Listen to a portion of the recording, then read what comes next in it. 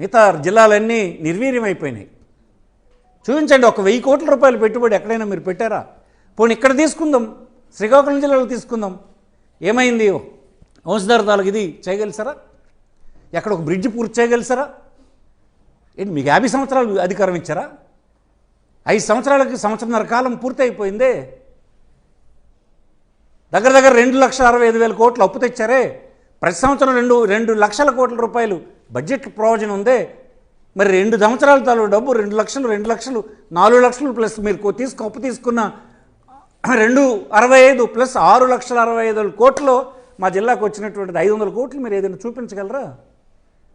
Capital investment పెట్టినటువంటిది 500 కోట్లు మీరు చూపించలేదు. ఆంధ్రస్ రోడ్డు ఆగిపోయింది అన్నారు. మీరు డబ్బు ఇవ్వగలిసినారు ఈవేళకైనా? ఆఫ్టర్ ఆల్ 40 కోట్ల రూపాయల పని, అన్ని విమర్శలు చేసి, అన్ని వార్తలు రాసి, అన్ని ప్రదర్శనలు చేస్తారు. ఈవేళ మీరు పేమెంట్ ఇవ్వగలిసినారా? పూర్తయిందా రోడ్డు? గార దగ్గర బ్రిడ్జ్ పూర్తయిందా? ఎక్కడైనా ఒక నిర్మాణం మీరు చేపట్టి పూర్తి చేయగలిసినారా? ఇక్కడ ఉన్నటువంటి కలెక్టరేట్ పూర్తి చేస్తారా? ఇవన్నీ కలిపి ఈ 6 లక్షల కోట్ల శ్రీకాకుళంకి వచ్చింది ఎంత? ఈ సంస్కరణలు మీరేమీ చేయలేరు. మాయమాటలు చెప్పడం తప్ప చేసిన సంస్కరణల్ని భూతద్దంలో పెట్టి తప్పుడు వార్తల్లో మీరు చేస్తున్నారు. ధర్మాన ప్రసాద్ గారుకి బహుశా వారికి కూడా 70 సంవత్సరాలు దాటిపోయింది. బహుశా వారికి ఏమైనా మరుపు అనేటటువంటిది సహజంగా రావచ్చు, వయసు రీత్యా మర్చిపోయి మాట్లాడుతున్నారని భావిస్తున్నాను. ఎందుకంటే ఆ రోడ్డుని 2018లో మంజూరు చేయించి నేనే 38 కోట్లతో 2019లో మేము ఫౌండేషన్ స్టోన్ వేసి కాంట్రాక్టర్కి అప్పచెప్పి పనులు కూడా ప్రారంభించాం. తర్వాత వచ్చిన ప్రభుత్వం ఎవరు? వైసీపీ ప్రభుత్వం. శాసనసభ్యులు ఎవరు? శ్రీకాకుళానికి ధర్మాన ప్రసాద్ గారు. ఆ పనిని రద్దు చేసింది ఎవరు? వైఎస్ఆర్సీపీ ప్రభుత్వం. జరుగుతున్న పనులను రద్దు చేశారు. రద్దు చేసిన తర్వాత మరలా ఎప్పుడు మీరు శాంక్షన్ ఇచ్చారు? 2021 చివర, అంటే 2019 వచ్చింది, 2022లో ఇచ్చారు. అంటే 2 సంవత్సరాల పాటు నేను ధర్మాన ప్రసాద్ గారికి అడుగుతున్నాను, ఎందుకు కాలయాపన చేశారు? ఎందుకు మంజూరు చేయలేకపోయారు? ఇది సరే, మీ పాలసీ ఏదైనా కావచ్చు, మీరు క్యాన్సిల్ చేశారు. ఎందుకు వెంటనే ఎందుకు మంజూరు చేయలేదు? మంజూరు చేయడానికి నీకు 2 సంవత్సరాలు ఎందుకు పట్టింది? నీకు క్యాన్సిల్ చేసిన పనిని మంజూరు చేయడానికి నీకు 2 సంవత్సరాలు పట్టింది. మేము అధికారంలోకి వచ్చినటువంటి 3 నెలల్లోనే ఆ రోడ్డును పూర్తి చేశాం. ఇంకేం చేయాలి నీకు? ఏం చేయాలి నీకు? కాంట్రాక్టర్కి నేను అడుగుతా ఉన్నాను, 2022లో పనిచేశాడు ఆయన, 23లో బిల్లు అప్రూవ్. కనీసం మీరు ఇచ్చారా? 2.5 సంవత్సరాల పాటు ₹1 మీరు ఆ కాంట్రాక్టర్కి బిల్లు చెల్లించారా? మేము ఈరోజు వరకు ఆ కాంట్రాక్టర్కి 18 కోట్ల రూపాయలు మేము చెల్లించాం. మళ్ళీ ఇప్పుడు ఇంకో 9 కోట్ల రూపాయలు రేపు చెల్లించబోతా ఉన్నాం. అంటే కాంట్రాక్టర్కి నువ్వు కనీసం మీరు పనిని మంజూరు చేయడానికి నీ ప్రభుత్వం అధికారంలోకి వచ్చిన 2 సంవత్సరాల వరకు మీరు పనిని మంజూరు చేసుకోలేదు, చేతకాలేదు. కాంట్రాక్టర్ పని చేస్తే కనీసం నీ ప్రభుత్వ కాలంలోనే 14 కోట్ల రూపాయల బిల్లు అప్లోడ్ చేస్తే దానికి కనీసం కాంట్రాక్టర్కి ₹1 ఇవ్వడానికి మీకు చేత కాలేదు. ఆ రోడ్డుని అధ్వాన స్థితిలో 5 సంవత్సరాల పాటు ఉంచారు. ఈరోజు ఆ రోడ్డు మీద మాట్లాడే అర్హత ధర్మాన ప్రసాద్కి కానీ వైసీపీ పార్టీ వాళ్ళకి కానీ ఎవరికైనా ఎందుకు ఉంటుంది? అసలు ఏ అర్హత ఉండి మాట్లాడుతున్నాడు? ఈరోజు మేము రోడ్డుని పూర్తి చేస్తాం, 90% పనులు మేము పూర్తి చేసాం. ఇంకో 10% పనులు ఉన్నాయి, అవి కూడా ఇప్పుడు ఈ సీజన్లో చేయబోతున్నాం మేము.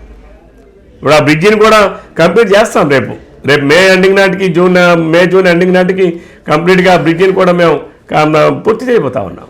కాంట్రాక్టర్ నిధులు ఇస్తున్నాం, పూర్తి చేయబోతా ఉన్నాం. మేము రోడ్డుని పూర్తి చేసాం, నీకేంటి మీకు కడుపుమంట?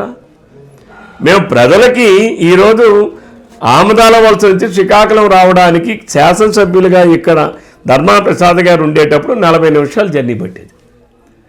ఈరోజు ఆమదాల వలస టు శ్రీకాకుళం 15 నిమిషాల్లో ప్రజలు వెళ్తూ ఉన్నారు. కాబట్టి మీరు తప్పు చేసి ఎవరి మీద మాట్లాడతారు? ధర్మాన ప్రసాద్ గారు మీకు చేత కాలేదు. మేము చేతనైంది కాబట్టే, చేతనైన ప్రభుత్వం కాబట్టే, ఇది అభివృద్ధిని చేసే ప్రభుత్వం కాబట్టే మేము పూర్తి చేశాం. కాబట్టి మీరు ఇంకా బహుశా నేను అందుకే అంటున్నాను, వారికి వయసు మీరిపోయింది, మతిమరుపు అనేది వచ్చిందేమో అని నేను అనుకుంటా ఉన్నాను. ఇది సహజంగా నేను ఆయన ఏదో వ్యక్తిగతంగా అనాలని కాదు, వయసు రీత్యా వచ్చేటటువంటి కొన్ని ఉంటాయి. మీరు చేసిన ప్రయత్నం ఏంటి? ఇప్పుడు పోనీ ఈ సంవత్సరాలలో మీరు చేసిన ప్రయత్నం ఏంటి? ఏ అధికారైనా మీరు చెప్తే ఇచ్చే పరిస్థితిలో ఉన్నాడా? మీకు సెలెక్ట్ చేసుకుని 1-2 రైతుల్ని, 1-2 వ్యక్తుల్ని, రకరకాల చేతులు అన్నీ మారుతున్న తర్వాత అవి చేస్తూ ఉన్నారు. ఇదేనా ప్రజలు కోరుకున్నటువంటి సంస్కరణలు? ఒకటి మీరు చేయలేదు, తెచ్చిన సంస్కరణల్ని అమలు జరుగుతున్నట్టు కూడా చేయలేకపోయినారు. అందులో ఉన్న లోపాలు ఏమైనా మీరు చూపించగలరా? ఏదైనా ఒకటి చూపించి, బూత్ చూపించి, మీకు అనుకూలమైనటువంటి మీడియా సాధనాల ద్వారా ప్రజల్లో భయకంపితులను చేసి ఎన్నికల్లో ప్రయోజనం పొందినారు. ఎమ్మెల్యే పెర్మిషన్ లేని చెక్కులు రాయొద్దని అధికారుల్ని, ఎగ్జిక్యూటివ్ ఆఫీసర్స్ని, వాళ్ళని బెదిరించేటువంటి పరిస్థితి జారిపోయింది. మీ పరిపాలనలో చెయ్యి జారిపోయింది. పరిపాలన అంతా వ్యక్తుల చేతుల్లోకి, ఎమ్మెల్యేల చేతుల్లోకి, ఎమ్మెల్యే చెప్పు చేతుల్లో మనుషులకి వెళ్ళిపోయింది పరిపాలన అంతా. ఎవరు చెప్పినా వినే పరిస్థితి ఈనాడు లేదు. ఏ కార్యాలయంకి వెళ్తే ఆ కార్యాలయం మీరు ఏ పార్టీ వాడు, మీ ఎమ్మెల్యే చెప్పాడా లేదా, అక్కడ డబ్బులు ఇచ్చుకునిరా, ఇక్కడ మేము కార్యక్రమం చేస్తామన్నటువంటి స్థితి వచ్చేసింది. అందుకే ఈవేళ ఒక సర్వే చేస్తే ఆ సర్వేలో మొత్తం మెజారిటీ ఎమ్మెల్యేలు, 80% ఎమ్మెల్యేలు రెడ్ జోన్లోకి వెళ్ళిపోయినారు. ప్రజలను మీరు తక్కువ అంచనా వేస్తున్నారు. ప్రతిరోజు మీ ఎమ్మెల్యేలు తాలూకా స్థితిగతులను గమనిస్తూ ఉన్నారు. ఇదే నా పరిపాలన. నేను ధర్మాన ప్రసాద్ తెలుగుదేశం కూటమి ఎమ్మెల్యేల మీద ధర్మాన ప్రసాద్ గారు ఈ రెడ్ జోను, ఈ బ్లూ జోను, ఆ రెడ్ జోను అని చెప్పి మాట్లాడడానికి ధర్మాన ప్రసాద్ గారికి ఉన్న అర్హత ఏంటి? ఏం అర్హత ఉంది? అసలు మీ జగన్మోహన్ రెడ్డి దగ్గర నుంచి మీరు అందరూ బ్లాక్ జోన్లో ఉన్నారు. ముందు మీ సంగతి మీరు చూసుకోండి. బ్లాక్ జోన్ అంటారు direct. They are in black zone. Black zone కాకపోతే 151 స్థానాలు ఉంటే 5 సంవత్సరాల పరిపాలనలోనే 11 స్థానాలు తీసుకొచ్చారంటే ఏ జోన్లో ఉన్నారు వాళ్ళు? Still they are in black zone. వాళ్ళు అనుకుంటున్నారు మేమేదో అయిపోయామని. ఏం చేసామని నీకు ప్రజలు ఇస్తారు? అంటే మీలాగా మేము ప్రజల దగ్గర ఉన్నటువంటి భూదోపిడీలు చేశారనా మళ్ళీ మీకు ఇస్తారా? ఏమైనా అవకాశాలు వస్తాయి? లేకపోతే అసలు అభివృద్ధి అంటేనే మచ్చుకైనా కాని రాకుండా చేశారనా మీకు అందరికీ మళ్ళీ ప్రజలు ఇస్తారు? లేదు మీ దౌర్జన్యాలు ప్రజలు ఏది మర్చిపోలా, మీ అరాచకాలు, మీ అకృత్యాలు, మీ దౌర్జన్యాలు, మీ మానసిక రుగ్మతలతో చేసినటువంటి మీ పరిపాలన ప్రజల మనసుల్లో ఇంకా అలా చిరస్థాయిగానే ఉంటుంది. మేము రెడ్ జోన్లో ఉన్నామా, బ్లూ జోన్లో ఉన్నామా, వాళ్ళు అక్కడ ఉన్నారా, వీళ్ళు ఎక్కడ ఉన్నారా అనేది పక్కన పెట్టి ముందు మీరందరూ ఇంకా బ్లాక్ జోన్లోనే ఉన్నారు. అసలు ముందు మీ నాయకుడే బ్లాక్ జోన్లో ఉన్నాడు. ఆ బ్లాక్ జోన్లో ఉండేవాడు రేపు ఇంక ఏ జోన్లోకి కూడా రాలేడు. ప్రజలు ఆ స్థాయిలో నెట్టారు. జగన్మోహన్ రెడ్డి అనేటువంటి ఒక అరాచకవాదిని, ఒక అకృత్యాలవాదిని, ఒక దుర్మార్గమైనటువంటి మనస్తత్వం కలిగినటువంటి వ్యక్తిని ఈ రాష్ట్ర ప్రజలు ఎప్పుడూ కూడా క్షమించరు, వర్షించరు. భవిష్యత్తే ఉండదు. ధర్మా ప్రసాద్ గారు ఆలోచన చేసుకో. ఎవరిదా సర్వే? మా సర్వేలు ఇవే చెప్తున్నాయి. They are in black zone అని. Jaganmohan Reddy in black zone. ఆ పార్టీయే బ్లాక్ జోన్లో ఉంది. మీరందరూ ఎవరున్నారు మీ దాంట్లో? మీ ఇన్ఛార్జీలను పెట్టారు. మీరు అందరూ ఎవరిని పెట్టారు? సైకోల్ని, నేరస్తుల్ని. లేకపోతే మీ నాయకుడు మాట్లాడుతుంది ఏంటి? దొంగతనాలు చిన్నమాట. అంటే జగన్మోహన్ రెడ్డిలాగా అందరూ 40,000 కోట్లు 50,000 కోట్లు దోచుకుంటేనే దొంగతనమా? పరకామిలో జరిగింది దొంగతనం కాదంట, చిన్న పిల్లోడు చిన్న దొంగతనం అంట. వాడెవడో వైఎస్ఆర్సీపీ విద్యార్థి విభజన విభాగం అధ్యక్షుడట. వాడు గంజాయి స్మగ్లింగ్ చేయడం చిన్న నేరం అంట. డ్రగ్స్ని యువతలోకి తీసుకెళ్లి యువతను నిర్వీర్యం చేయడం, యువత తాలూకా భవిష్యత్తు నిర్వీర్యం చేసేటటువంటి వైఎస్ఆర్సీపీ విద్యార్థి విభాగం వాడు అది చేసింది చిన్న నేరం అట.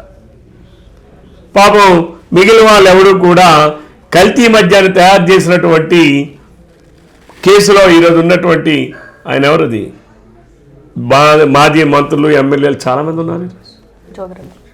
వాళ్ళందరూ ఉన్నారు.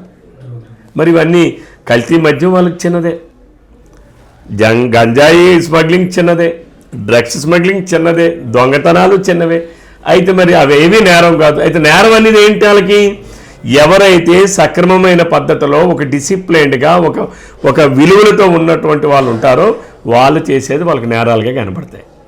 ఎవరైతే నేరస్తులు ఉంటారో, ఎవరైతే దుర్మార్గులు ఉంటారో, ఎవరైతే కూనీకోర్లు ఉంటారో, ఎవరైతే కుండాకోర్లు ఉంటారో వాళ్ళందరూ కూడా వాళ్ళకి సన్మార్గులు. ఆ పార్టీ అది, ఆ పార్టీలో ఉన్నదే వాళ్ళు.